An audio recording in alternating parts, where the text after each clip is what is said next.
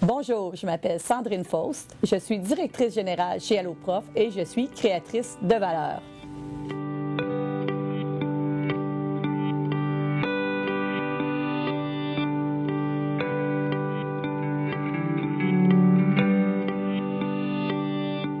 Donc, je viens d'une famille qui ont travaillé, tous les membres de la famille ont travaillé pas mal dans le milieu scolaire, donc j'ai été élevée avec ce milieu scolaire-là. J'ai fait, par contre, depuis que je suis jeune aussi, je faisais beaucoup de petites entreprises. Je me lançais dans toutes les associations étudiantes, tout ça. Donc, j'avais ce côté-là aussi entrepreneur. Et donc, j'ai fait des études en premier en finance et en marketing. Donc, ça, c'était mon côté entrepreneur qui est sorti. Et ensuite, je suis retournée sur les bancs d'école pour faire un bac en orthopédagogie. Donc là, le côté éducation de la famille est revenu. Puis ensuite, de fil en aiguille, j'ai lié ces deux formations là pour œuvrer au sein de Alloprof, qui est un organisme en éducation, mais à la tête, nécessitant aussi des compétences en administration.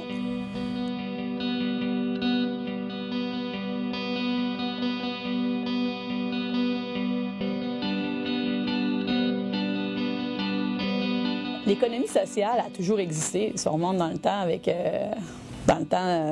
il y avait des mères nourrices qui nourrissaient tous les enfants du peuple. Ça a toujours été là. C'est vrai que dans les dernières années, on a vu beaucoup la montée du capitalisme qui a pris vraiment beaucoup de place. Mais je pense que maintenant, de plus en plus, la nouvelle génération est consciente de ça.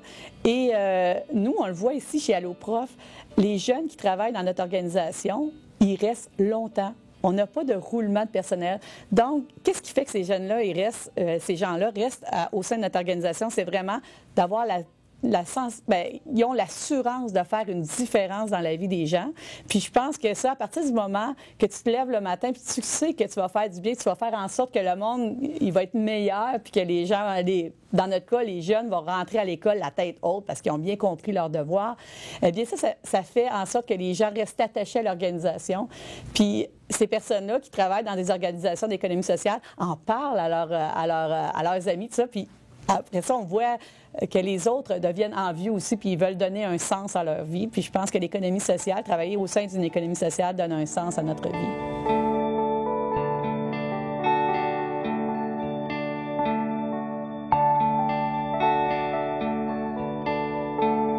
Vous savez, l'économie sociale, ça ne fait pas différence d'une entreprise privée. On a des budgets à gérer, on a des entrées de fonds à aller chercher. On a aussi des dépenses, donc il faut balancer notre budget, nos états financiers, et c'est une business, sauf que notre action est au point de vue social. Le but derrière l'organisation, c'est pas de faire des profits ou de générer des meilleurs dividendes sur nos actions, mais c'est bien de maximiser chacun de ces dollars-là pour en faire profiter le plus possible les jeunes, puis améliorer, dans notre cas, à nous, l'éducation et aider à soutenir la persévérance scolaire chez les jeunes. Les premiers défis auxquels on est confronté quand on lance, que ce soit une entreprise aussi privée ou une entreprise sociale, ce sont les mêmes. C'est de convaincre et d'arrimer le plan d'affaires et convaincre des personnes de la pertinence de nos actions. Je dis souvent à la blague, ce qui est dur, c'est de faire prendre la petite boule de neige. Ça peut prendre beaucoup d'années et il faut donc persévérer. Puis à un moment donné, quand la petite boule est prise, elle roule puis elle grossit toute seule.